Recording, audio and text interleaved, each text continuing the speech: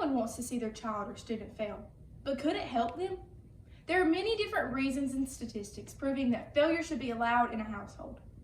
These can include allowing a child to discover the strengths and weaknesses about themselves within a given task, the win or learn method, and breaking through the humiliation of failure itself. Over the years, parents have been seen helping students achieve greatness and never letting them learn anything new about themselves. This can be hurting them. If you never give a child room to learn about themselves, they will never be able to grow and will never be able to succeed. As a child who has been victimized by parents who strive for perfection, I am credible to talk about this subject. Ellen DeGeneres said, "It's failure that gives you the proper perspective on success."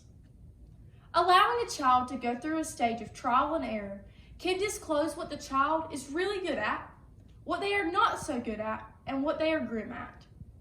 Being aware of their strengths and weaknesses can also give the kids an advantage over others when it comes time to pick a college or university, a major, or even the profession they will later go into.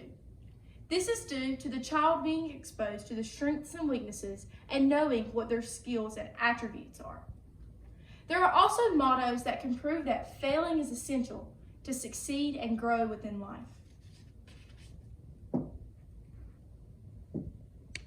Thomas Edison once said, "I have not failed 10,000 times.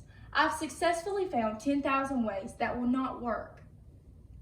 The simple idea of failure scares many into not wanting to fall into the deep, dark pit of doom. But is failing and all that really bad? In today's time, the idea of failing in a child's conscience is significantly out of proportion.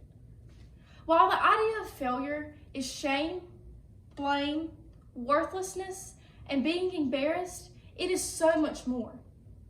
Protecting your child from failure will not teach them anything, nor will it help them grow as an individual.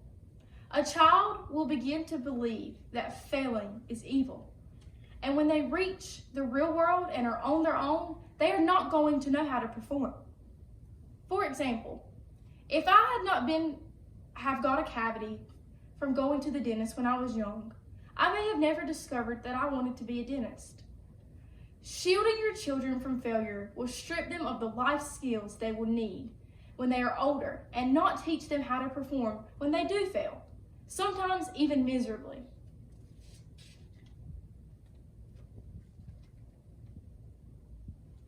Winning and learning is a method used by many sports teams across the country to emphasize how failure and loss can play an important role in the development of players and the team itself. When losing occurs, the team or individual can learn what they need to do to perform better at the next match in order to win the next game or competition. We are able to learn from our mistakes and be able to grow from them and become the best we can be. For example, a tennis player lost her match due to her weak backhand. Over the next week, she went and improved her backhand swing because that is her weak spot before the next match. She is now a stronger tennis player due to the learning from the weaknesses and progressing from that. Intermountain Healthcare, a system of 23 hospitals that serves Utah and southeastern Idaho, physicians' deviations from medical protocols are routinely analyzed for opportunities to improve their protocols.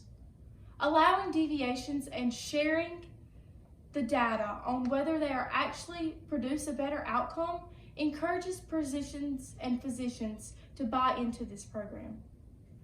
According to Peter Cohan, out of 10 companies in portfolio, 2 or 3 more do reasonably well and the rest close down, proving that success is not always destined.